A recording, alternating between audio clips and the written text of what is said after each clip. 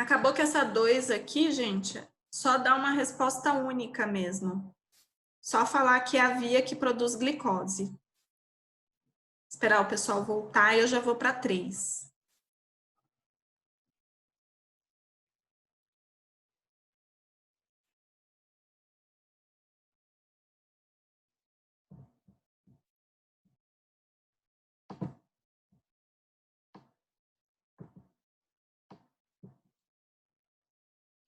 Então, a questão 3, pessoal. Quais são os hormônios que estimulam a degradação do glicogênio no músculo e fígado? Então, quem vai degradar, a gente vai degradar glicogênio, se a gente pensar no fígado, quando a gente está em jejum. Porque a função do glicogênio do fígado é fornecer glicose no momento de jejum para manter a glicemia estável. Qual que é o hormônio ligado ao jejum?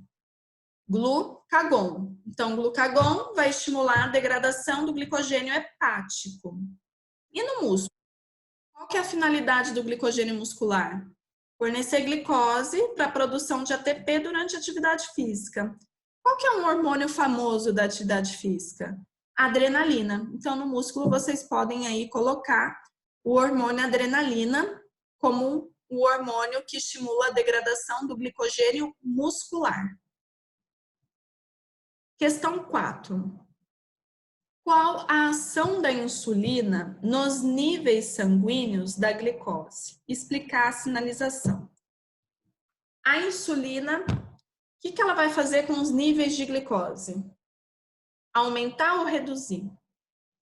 A insulina é produzida quando eu tenho muita glicose no sangue. A sua ação é o quê? Tirar a glicose do sangue e colocar para dentro das células. Então, a insulina reduz os níveis de glicose no sangue. Como que ela faz isso? Transportando essa glicose para dentro das células. E vocês podem complementar que ela também ativa a via que degrada a glicose, que é a glicólise. Então, além dela favorecer a entrada da glicose nas células, ela também ativa a via glicolítica, a glicólise, que vai quebrar essas glicoses que estão entrando nas células.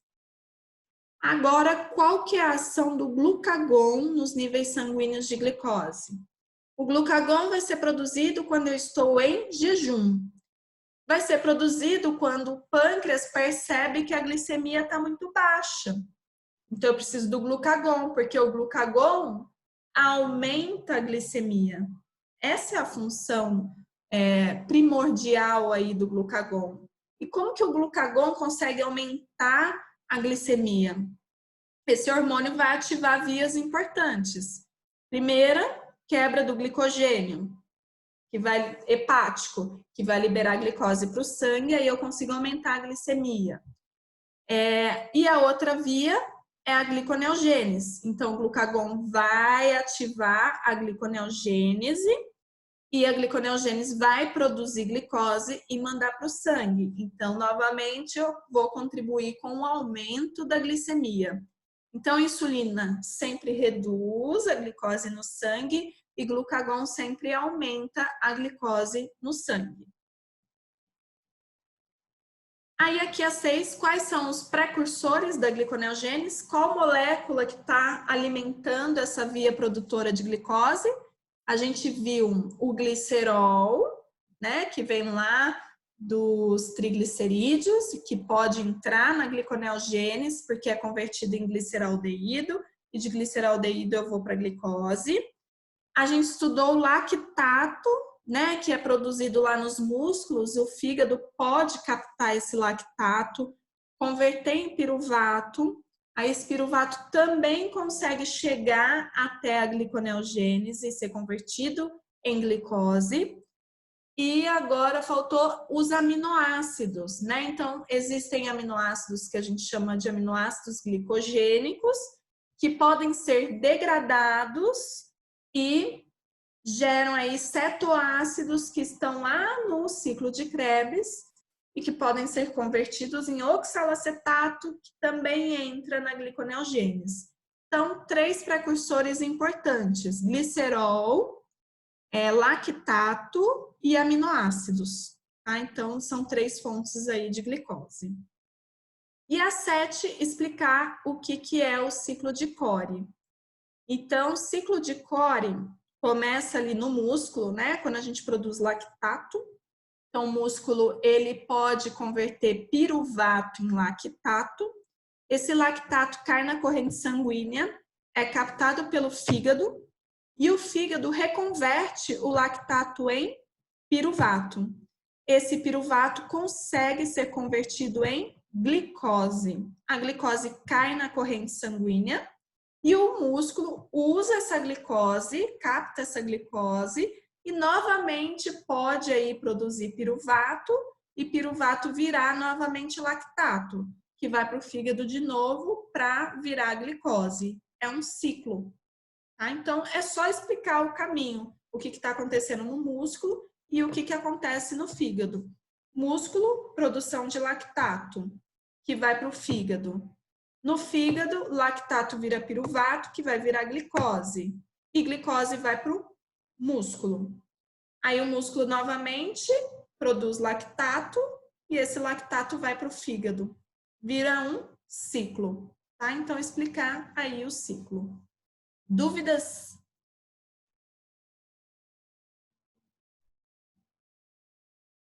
E aí, pessoal? Muito difícil?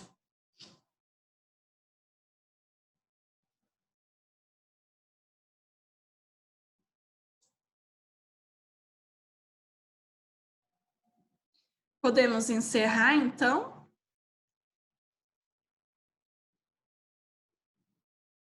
Pessoal, eu postei lá um cronograma, tá? Um cronograma atualizado. Se eu não me engano, a prova de vocês vai ser na segunda semana de junho e o caso clínico na primeira, tá bom? Então, deem uma olhadinha lá no cronograma. Mas aí a gente vai conversando, tá? Semana que vem a gente vai, então, estudar proteína e a integração. Teve mudança no cronograma para todos os cursos da saúde, tá? Porque, na verdade, o combinado é que quem dá as 2 primeiras aulas aplicaria a prova na última semana de maio e quem dá as 2 últimas na primeira semana de junho. Mas aí a gente viu que a semana seguinte de junho ficou uma semana sem ter nenhuma atividade. E como houve todo esse problema da pandemia, tem professor que está precisando de dia. Eu sou uma professora que estou super apertada com o conteúdo. Então, a gente resolveu jogar tudo para junho. Então, a última semana de maio a gente tem aula normal. Aí, na primeira semana de junho, vão ser as provas dos professores que dão as 2 primeiras aulas. E na segunda semana de junho, vão ser as provas dos professores que dão as 2 últimas aulas, que é o nosso caso aqui, tá bom? O de vocês vai ser na semana... É verdade, bem lembrado, Guilherme. Dia 11 é feriado, gente. Então, aconteceu só uma exceção na quinta-feira, que é justamente de vocês. Vocês têm aula de quem antes da minha? Vocês vão ter que fazer 2 provas na primeira semana de junho. Fundamentos, né? Pessoal, é uma exceção. Por causa do feriado, de quinta-feira, eu não vou conseguir aplicar a prova para vocês no dia 11. Então, eu vou ter que aplicar na semana mesmo institucional de provas. Eu vou pensar se eu vou aumentar o tempo. Porque eu também não posso... o pessoal da educação física nem tem aula. Então, para o pessoal da educação física tá tranquilo, né? Eu vou pensar, Renata. O pessoal da nutrição vai ter 2 provas, que seria de fundamentos e bioquímica, né? Entendi. Na sexta-feira vocês têm prova? Aula de quem? O pessoal da nutrição. Da educação física tá tranquilo, porque vai ter só a minha prova mesmo, então vai ser bem tranquilo. O pessoal da nutrição tem aula na sexta-noite?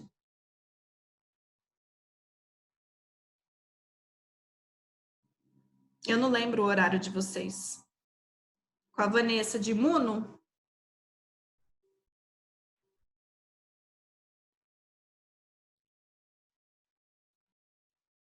Ficou 3 horas para fazer.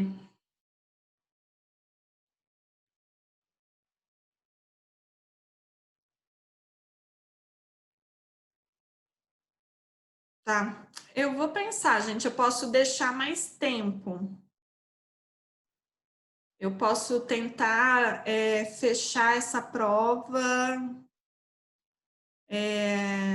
ou colocar ela um pouco antes. Eu vou ver.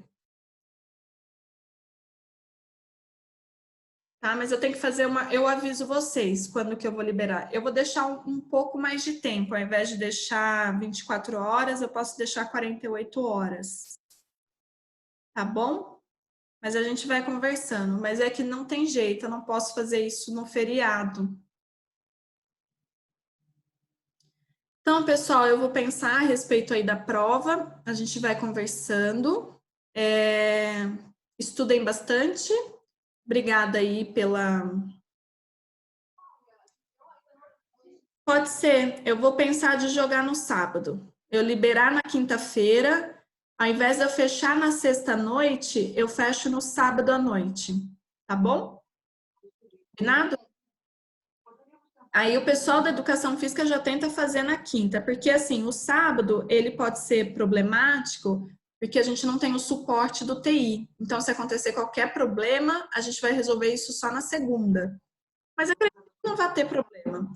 Então, a gente fecha isso. Eu libero na quinta-feira à noite a prova, e ao invés de fechar na sexta à noite, eu fecho no sábado à noite. Eu deixo um pouco mais de tempo para vocês. Tá bom? Então é isso, pessoal. Obrigada aí pela presença de vocês. Boa noite a todos, bom fim de semana. Até semana que vem. Boa noite, professora. Até semana que vem. Até semana que vem. Boa noite.